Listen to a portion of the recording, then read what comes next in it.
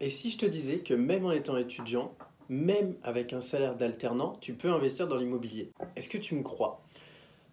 Et encore plus loin, et si je te disais aujourd'hui que tu es à mi-temps, que tu gagnes à 800 euros par mois et que tu peux quand même investir? Est-ce que tu me crois une nouvelle fois?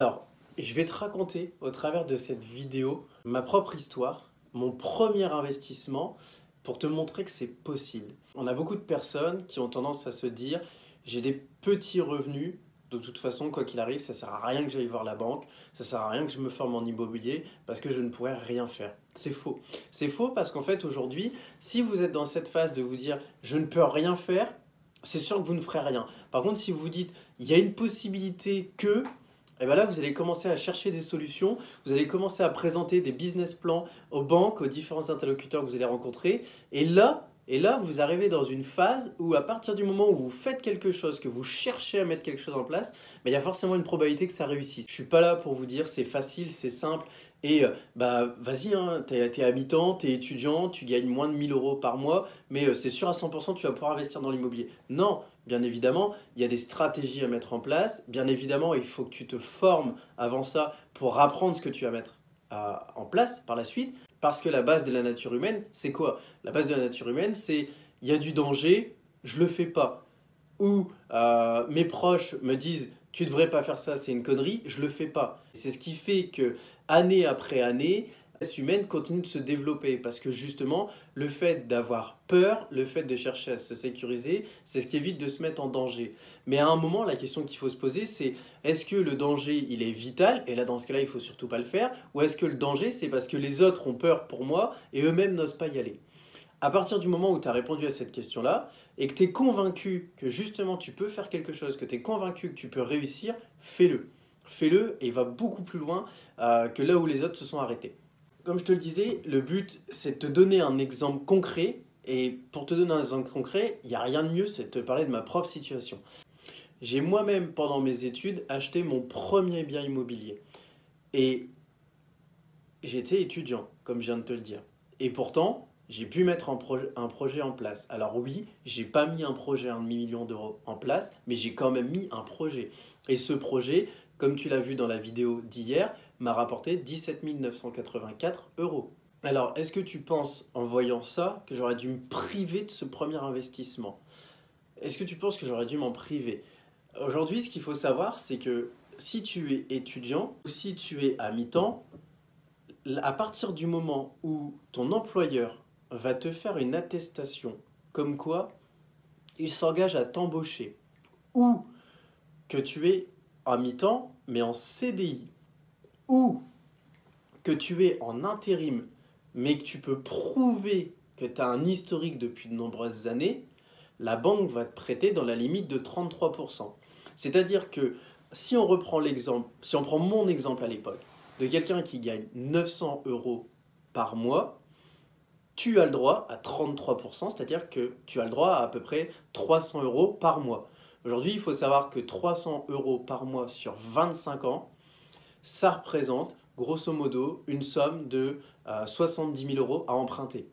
Qu'est-ce qui t'empêche d'emprunter 70 000 euros pour mettre en place ton premier projet? En plus, l'avantage, c'est que tu vas te retrouver avec un bien, entre guillemets, que j'appelle un bien école. C'est-à-dire que ce bien école va justement te permettre d'apprendre. C'est-à-dire que même si tu fais des erreurs, par exemple, moi, je me suis trompé sur quelque chose que je n'avais pas anticipé dans les travaux, j'avais mal optimisé ma fiscalité, mais au final, c'est pas grave parce qu'en fait, comme le bien est un petit bien, avec un faible montant, eh ben, les répercussions en échange sont faibles. Et ce qui fait qu'au final, tu te retrouves dans cette situation où bah, tu as ta formation grandeur nature. Et ça, il n'y a rien de mieux. Donc là-dessus, sois vraiment convaincu que c'est pas parce que tu as des faibles revenus que tu ne peux pas investir. Si je peux te donner des conseils pour favoriser l'obtention de ton prêt immobilier, c'est assez simple. La première chose, bien évidemment, il faut que tu te formes. Il faut que tu te formes dans le sens où il faut que tu sois conscient de ce que tu vas mettre en place et il faut surtout que tu t'y connaisses. C'est un petit peu comme dire à quelqu'un, il faut que tu passes ton permis, il faut que tu saches conduire.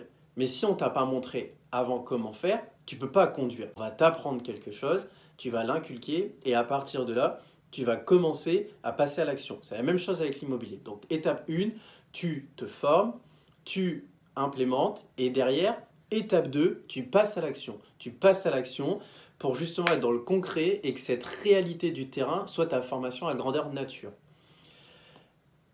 Juste avant cela, tu as bien évidemment cette phase où tu dois créer ton histoire avec le banquier. Tu dois lui donner envie de te prêter. C'est assez simple. Si aujourd'hui, tu es à mi-temps, c'est pas compliqué. Tu es à mi-temps, tu es dans un système où tu es par exemple seul, ou tu es dans un système où tu es installé avec ton conjoint, mais vous êtes locataire.